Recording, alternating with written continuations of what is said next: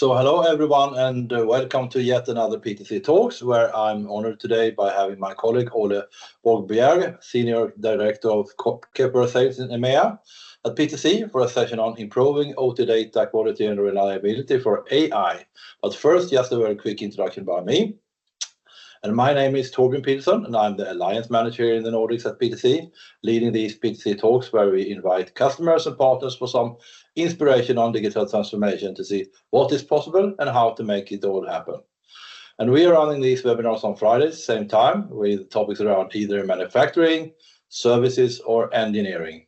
And you can find all the recordings on the past sessions on the registration site. And then the agenda for today's session is a quick overview of PTC by me, and then Ole will run the show, where he will touch base on a few challenges, how to address these, and then explain some of the business outcomes. And at the end, we are also having a Q&A session, as always, so please keep your questions to them, or you may also put them during the talk in the chat, and we will pick them up later. So next slide, Ole. PTC is a global software company with over 40 years of innovation, with a headquarters in Boston, and we are serving a lot of different kind of customers worldwide, from industries such as automotive, life science, industrial, aerospace and defense, and electronics and high tech, and also retail and consumer goods. PTC offers solutions on helping businesses design, produce, operate, and maintain their products efficiently through the product life cycle. And to make all this happen, we are working through a lot of strategic partners in our ecosystem. So now over to you, Ole. Thank you, Torbjörn. So, hi everyone. Nice to meet you all, whatever time zone you are in. My name is Ole Borgbjerg. I am, as Torbjörn mentioned, I'm the Sales Director for Kepware in EMEA. Run a small team dedicated to the Kepware business inside PTC here in EMEA. I've been working with Kepware for almost 10 years now, and have a background in engineering before I moved to the dark side of sales, and has been working with communication, industrial communication, for the past 20 plus years. So just to give you a kind of an overview of what we are going to talk about, what I will share with you today is kind of a practical guidance of how to get started on your OT data strategy for AI. I will cover why adoption of data standards at the source of data, whether it's legacy or modern devices, is critical for ensuring data quality and reliability, also migrating cybersecurity risk and achieving transformation at scale. Finally, I will cover how PTC Kepware, as one of the industrial leaders in industrial connectivity, is innovating alongside with partners like Microsoft to make AI in manufacturing a reality. So key address to be addressed is like, why is OT data standards critical for AI? How to use data standards to improve scalability, security, etc. So let's kick it off here. Industrial data is the foundation for AI, and if we just look at a few of the AI use cases that we will see in manufacturing. For example, generative AI, where manufacturers are working to provide generic AI models to explore and find root causes of issues in the manufacturing floor. Here, it's important to have good OT data to base your models on, so you can manage that. Other typical use cases for AI will be simulation and predictions. It means you need to have OT data to leverage the machine learning, simulate complete factories, to continuously improve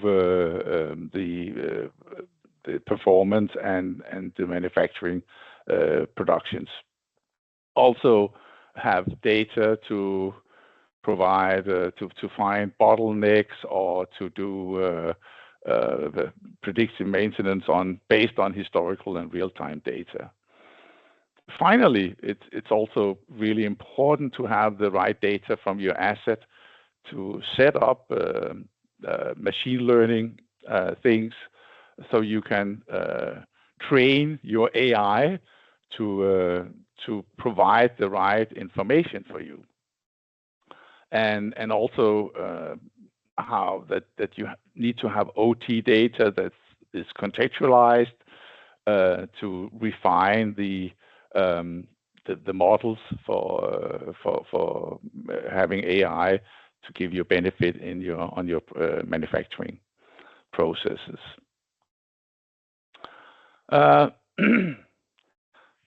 The fact is that legacy architectures are not designed for AI in manufacturing. And why is that? First of all, we have in what we see on the manufacturing designs of automation is that there are missing and incomplete data sets. There are many different vendors that is used on all the different devices and software platforms that is used on the manufacturing plant. There is siloed of data. It means that there's isolated processes running isolated from the rest of the automation system. Also, all the data, what we call, there's missing context to the OT data. Data is coming from assets as pure values. There's no descriptions, there are no quality information or anything related to the data. They're simply just provided as a value of a certain sub data on an asset, on a machine, etc. And it's really difficult to make sense of these data points and these values, especially outside of the OT, and it's also not usable for AI, where you need much more information than just the value. And then finally, there is a insecure data transmission coming from the OT. Getting data where it's needed can also be difficult because there's disparate system and also cybersecurity risk. You have to the reality is that especially legacy devices, legacy part of your production asset is using a simple PLC communication, and they are providing proprietary protocols that is not secure at all. So leveraging open and secure standards for OT data is a key to make it available for AI. So that is why actually that it is a key that companies who want to use AI in the future has to invest in their OT networks and infrastructure to build up a foundation so they can leverage for AI and analytics, and of course enable cybersecurity in their architectural design for data and communication, etc.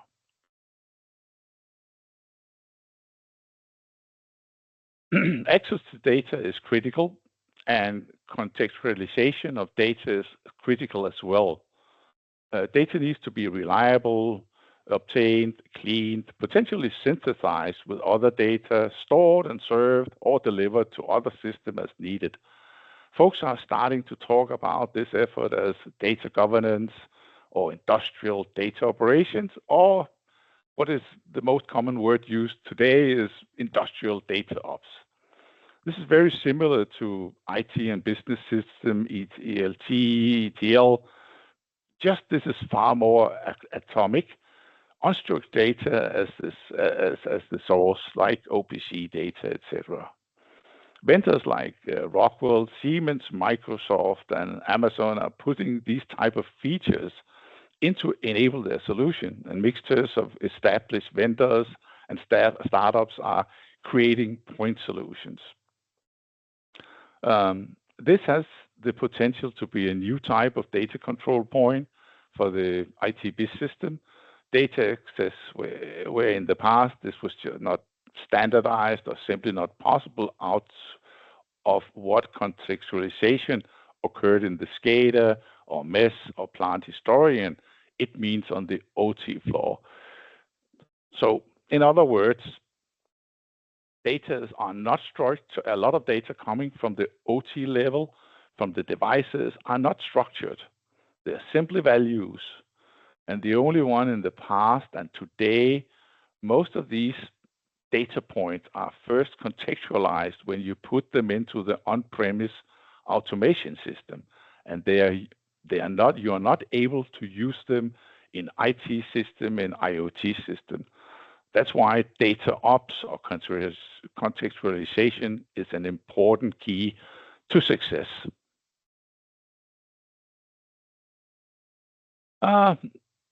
Also, connecting to the source of OT data is difficult.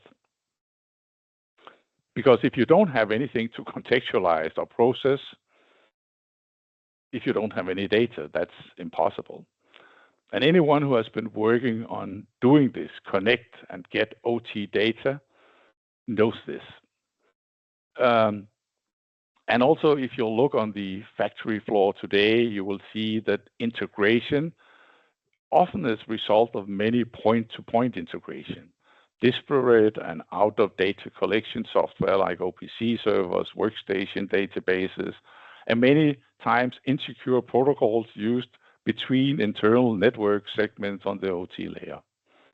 And this becomes really, it quickly becomes really complex, and it becomes difficult to maintain, but also extremely difficult to secure. Again, keep in mind that PLCs and machine controllers are optimized to control and execute processes, but suffer supporting more than a single communication channel. You can simply not connect all kinds of different systems to the same device on the factory floor because it will not be able to deliver the data reliably. And I think the slide here actually shows these silos that you can see, that you have many different types of devices or assets on the factory floor, and data flows to all kinds of different applications on the top. It could be MES system and SCADA systems. It could even be to pushing data via gateway into the cloud for some IoT system. But in order to fix this, there is, of course, a solution. So what we recommend is that you, on an enterprise level, standardize your connectivity access to all the normalized data. So you can say for process control and data acquisition, access to data is clearly mission critical to the current and future success of any organization. With a standard connectivity strategy and a standard set of enterprise class products and tools to enable that strategy, companies can connect everything much more quickly and easily than an ad hoc or piecemeal approach. And at the same time, greatly increase the security of data flow to and from the equipment and provide reliable enterprise class interfaces for both IT and OT applications, including the AI application. And that will increase the overall data quality and reduce the amount of time it takes before folks are making any use of their data. Here is also a real-time data, really important. How is this done? One of the points is that you need the central layer here to actually convert non-secure PLC communication protocols to a standardized protocol like OPC UA or MQTT. So you build in contextualization and also you build in security to your data. And the single connection from this enterprise level connectivity platform, secure that you only have a single connection to all the OT devices. That secure, fast, and reliable real-time data flows to satisfy the needs, especially for the OT process management application. And actually also, if you want to you will take the benefit of having local on-prem AI applications running there to take fast and quick decisions based on machine learning information, etc. You will need to have a fast and reliable access to do real-time communication and decision to the devices who is actually managing a complete manufacturing or production line so you're secure that this is running.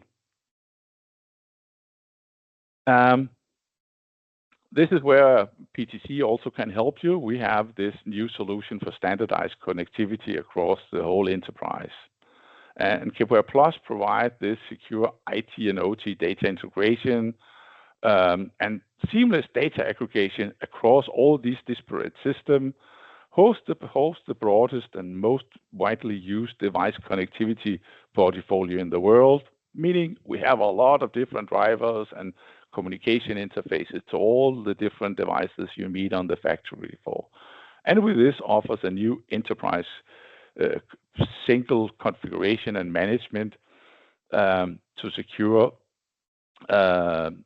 remote system configuration and monitoring. Kepware is already used by manufacturing companies around the world to connect OT devices to OT system. Often this is in a very point solution type of strategy, as they have grown, as it's common that manufacturers has grown their OT automation in a very organic way. It means they have, we need to manage this, and we connect to these devices and start managing them centrally, maybe connect them to a mesh system, monitor them via local panels with a user interface on, etc. But for these Kepware users, the transformation to a standardized enterprise model is actually not as comprehensive as many customers expect due to the nice backward compatibility we have to legacy Kepware server products and versions, or even replace other type of communication platforms. It's pretty easy to do that.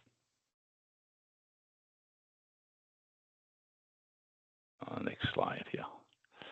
As I mentioned, we have a strategy of working with partners, and PTC have strategic partnership with Microsoft, which is one of our many partnership with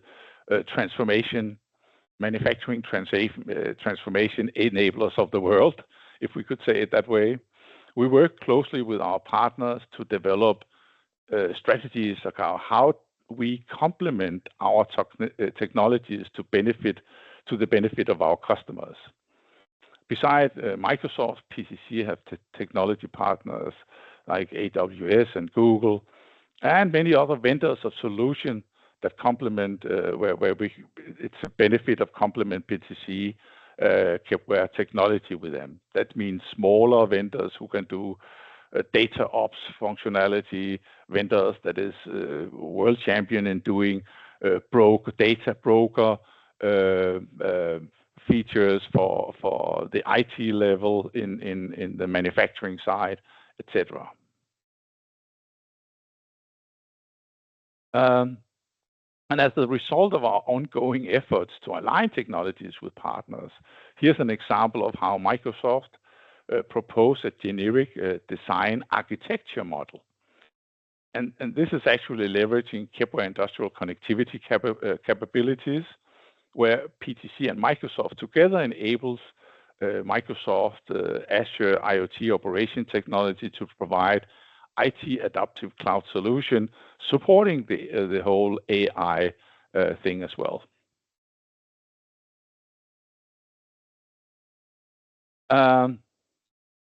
And if we look at the benefit of working with these partners together and develop these strategies together, how do we make our technology, with being one of the leaders in industrial connectivity on the manufacturing floor, how do we take this technology and put it together with Microsoft technology or AWS technology to make sure that we can build a foundation together to make it usable and meeting the requirement from the market.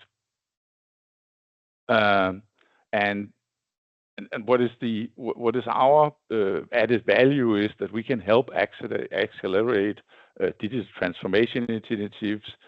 So our customers can seamless access to data without having to build point integrations or invest in costly hardware or machine upgrades.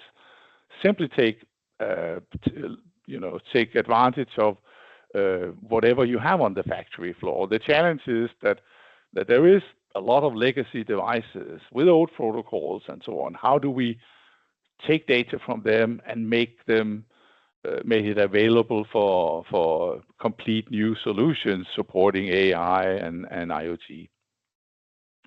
It's also a key point that we have to reduce cybersecurity risk.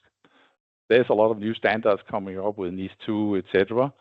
And we can help customers modernize, standardize, and move into a more secure way of managing data, all the way from operations up to the enterprise, into the AI application, into IoT, etc. And of course, it's a key point to help improve operations at scale. It means enable data-driven decision, making all the levels across the enterprise to maximize the throughput, lower costs, scrap, and improve asset efficiency. That was about the presentation from my side. I will put a few comments to this presentation. Is that actually providing data from the OT layer is a challenge if you are talking about AI, if you're talking about IoT, anything that has to do with analytics. You need OT data that is often quite simple data. Put them in a context, provide models around them, so you can build up your AI models to use them in the use cases. Some of the use cases examples that I mentioned in the beginning here. So that is my contribution to how you can how it's important that you consider how you manage your OT data moving forward. And from this, let's take, if there's anyone have questions. Thank you, Ole, for sharing all your insights here. So as you said, over to the Q&A session here. So don't be shy. You raise your hand or put your questions in the chat here. I think we already have a few questions actually in the chat. So I will read one here. The OT data is structured data or unstructured data? That's a mix. If you have legacy devices, old devices in the past, communication with PLCs that is controlling older machines and older PLCs, you're getting a data point where the address is just a memory address inside a hardware controller. You are not getting any information about what is the data. Is it the temperature? Is it the speed of something? Is it a number of items produced or anything like this? So data is a mix for legacy devices. They are not there unstructured. They are just simple value. For if you look at newer devices or in the factory, we start seeing that data are structured. It means that you can build up the structure as you want.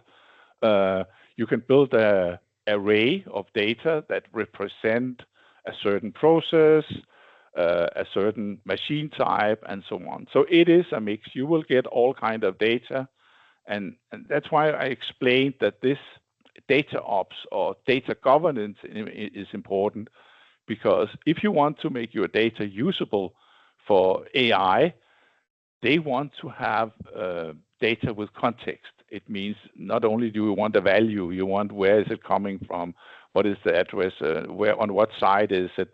Plus, you want to have information about what is the quality of the data. Are they real-time data? Are there timestamps on them, etc. So it is a mix.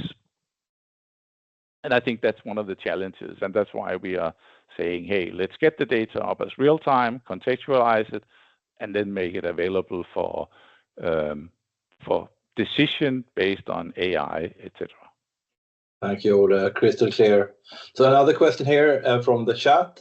In a manufacturing environment where sensor data from equipment such as machines, conveyor belts, and quality control systems are generated at an extremely high rate, how do you ensure that AI algorithms can process this data in real time to prevent downtime or product defects?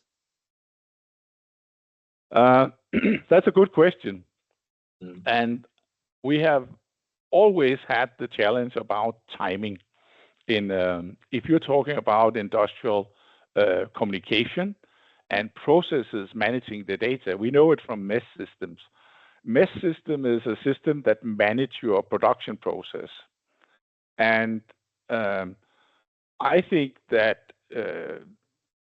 it's kind of the people who design the AI have to understand that there needs to be what we call handshakes in the communication between the device and the AI application.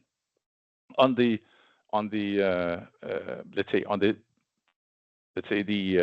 device side, on the PLC or industrial controller that's sitting on the machine, having handshake in your communication is natural because it's all about managing a process automation system where you have things have to be done in a certain row. You have to create executions in a certain way. And I think from the data side, on the PLC side, when we are talking about real-time data in OT, we are talking about 50 milliseconds. We are not talking about seconds. And I think that when we are talking about AI, we are talking about getting data, eating them up in an algorithm and find out what do I do here to actually address an abnormality here, and then make the adjustment in the process there. So I don't think it's a real big challenge, but it's something that has to build into the AI application, because I think if you're reading data and want to do some changes in the process, you will read some data, and then you will do the algorithm, go through the AI and make the decision and say, oh, we want to change this. And then you're writing down to the PLC and saying, you have to change these parameters. So I don't think the handshake or the process there will be a problem if you understand how the AI designer needs to know what is going on in the process, because they have to be adjusted to fit every single the relevant process there. Thank you. I don't know if that answered the question, but it's quite complex. I do think so, right. And we have another question here. I mean, OT data for IoT solutions has been an important topic for digital transformation in the past. So do we have to consider any specific requirements for OT data for AI now? Yeah, I will say that there is a little difference. Depending on when we are talking about general digital transformation of where the data is used. But I think something that we have to be aware of on AI is I think there is a lot of really important use cases for AI close to the process. And it actually is the same as the answer I had before. If you want to do AI and make you use good AI algorithms to help controlling and improving your process, they have to be close to is on-prem, close to the production line. And then you need real-time data. So real-time data for AI is really important, where a lot of the IoT solution that you see is more like analytics and stuff like this, where you don't really need real-time data. You take all the data, put them into an Azure platform, getting historical data, and based on this, you do analytics, and then you can do adjustment in a much more slower way manually, where AI is actually a way to manage your application when it's running in real time. So I think the difference is that AI will be like a lot of the other processes like OT, like MES and all kind of manufacturing execution system that also require real time in the OT sense, which is millisecond instead of minutes or hours. I think that's important that you consider this, that real time data will be much more important for AI than traditional IoT solutions. Thank you, Ole. Another question here, and it might be the last one because we are running a little bit later, but how do you ensure compliance with industry standards and regulations regarding OT data? Could you repeat it, please? Yeah, sure. It might be a tricky one. So how do you actually ensure the compliance with industry standards and regulations regarding the OT data? The data coming from PLCs are all these.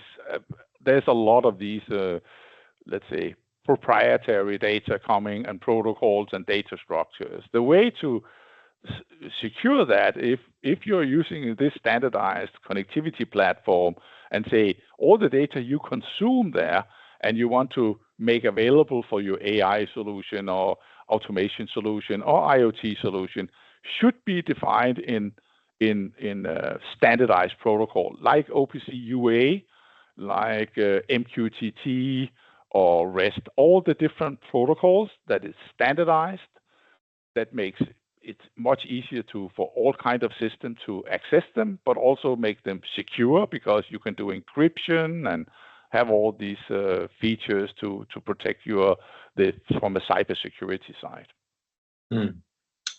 Thank you. We take one last question here, and that is regarding, the governance. Who should typically be responsible for the governance and management of OT data within the organizations? I think that's a mix of IT and OT people. Yeah. Because data governance is based on, you're designing the data ops based on what are the use cases where I should use your data. And I think that's, so it is a combination of the OT and IT together that should find out what are the different use cases I want to take from my data ops, from my unified namespace, if you decide to have that. And it means that you should